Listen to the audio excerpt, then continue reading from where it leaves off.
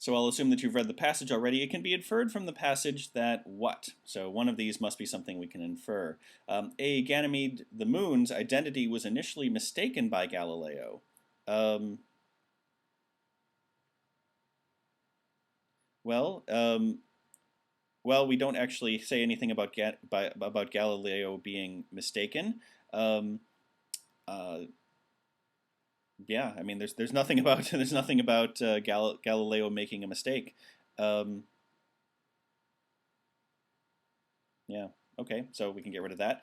B. Shakespeare wrote "As You Like It" after the discovery of Jupiter's satellites. Um, well, we don't actually find anything about the relative dates of Shakespeare and Galileo. If you know stuff about history, you could answer this one, but there's not information in the passage that we can infer that. C. Discomfort with Greek practices led to the name change for Jupiter's moons. No, there's nothing about discomfort and changing the names. Um, I mean, we do find out that the nomenclature fell out of favor between the early 17th and the middle of the 20th century. Um, but yeah, it just means they stopped naming them that way. It's not due to discomfort with Greek practices. It just says people stopped liking it. We don't know that it was because they were uncomfortable. D. Galileo was not directly responsible for the Greek naming system for Saturn's moons.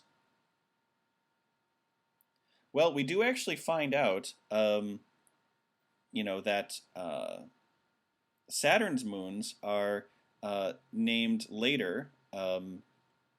So we're talking about how this mythological naming system fell out of favor between the early 17th century and the middle of the 20th century, when the discovery of similar satellite systems surrounding Saturn restored it to use. So in the 20th century, people were naming Saturn's moons. If people are naming Saturn's moons in the 20th century, Galileo was not still alive in the 20th century if he was also alive in the early 17th.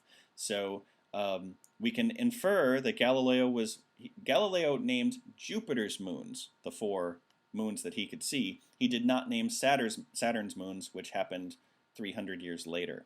So we can definitely infer that Galileo was not directly responsible for the Greek naming system for Saturn's moons. People just decided to do that. So choice D is the one we can infer.